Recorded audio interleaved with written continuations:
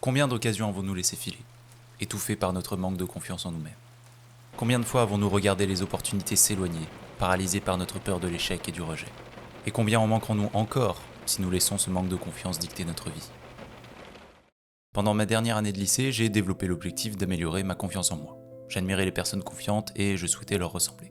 C'est d'ailleurs le premier sujet qui m'a mené au monde du développement personnel.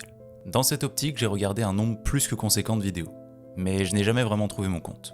La plupart des conseils étaient soit très abstraits et inapplicables, soit assez superficiels. J'ai eu l'occasion de tester des astuces du style parler avec les mains ouvertes, sourire régulièrement à la personne, prendre de la place autour de soi. Et si ces conseils m'ont personnellement aidé au début et peuvent convenir à certaines situations, je pense qu'ils ignorent un point essentiel concernant la confiance en soi. En fait, il y a d'abord un problème de définition.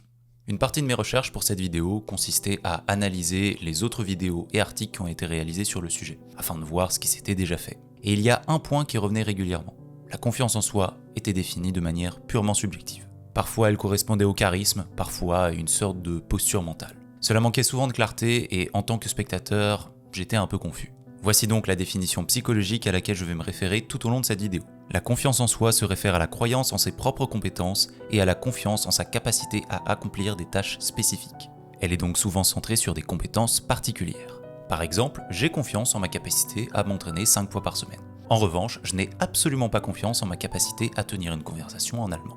C'est donc un concept complètement différent de l'estime de soi, qui est la valeur générale qu'on s'accorde en tant qu'individu. À partir de là, comment pouvons-nous construire une confiance en nous solide ?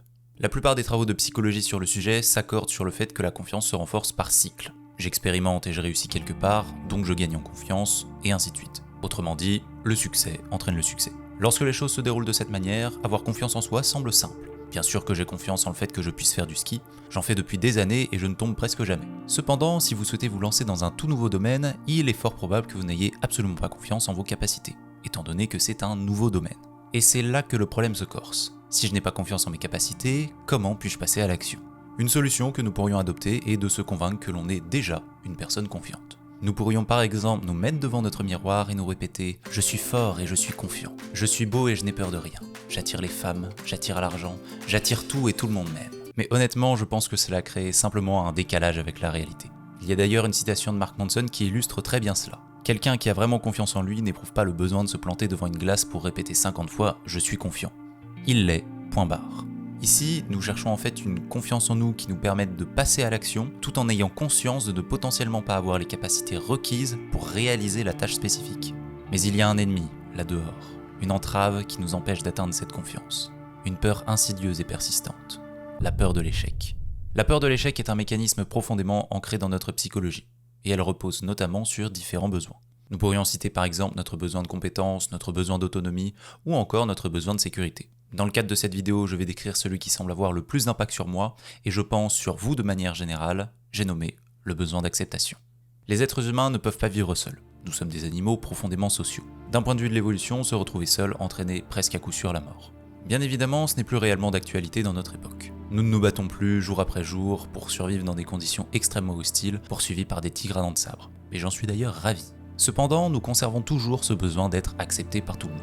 La solitude est probablement l'une des expériences les plus désagréables que nous puissions endurer. Il n'y a qu'à voir la réaction de Chuck Noland, incarné par Tom Hanks dans le film Seul au monde, lorsqu'il se retrouve confronté à celle-ci. Pour celles et ceux d'entre vous qui n'ont pas vu ce film, sachez qu'il se met à faire la conversation avec son ballon de lait. L'idée de décevoir ou de ne pas répondre aux attentes du groupe peut être source d'anxiété, voire de peur. L'échec est inenvisageable car il trahit ce besoin, et entraîne donc la mort. Un autre point qui favorise cette peur de l'échec se trouve dans le discours sociétal moderne. Je pense qu'au sein de notre société, en tout cas en France, le statut est extrêmement valorisé, au-delà même de valeurs comme l'épanouissement, l'authenticité ou encore la confiance en soi. Et ce message peut être véhiculé par plein de canaux. L'école, l'éducation, les personnes autour de nous, les médias, etc. Notre personnage social devient plus important que notre personnage authentique.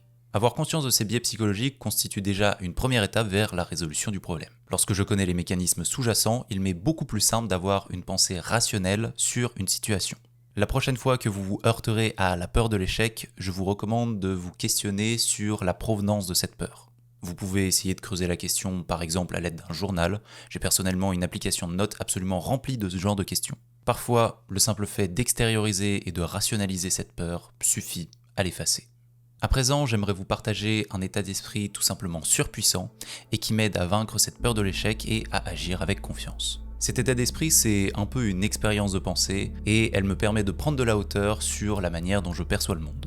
Lorsque je suis dans une situation face à la peur de l'échec, la peur du rejet, ou même tout simplement une situation anxiogène, j'essaye de réaliser à quel point cette situation est insignifiante d'un point de vue plus global.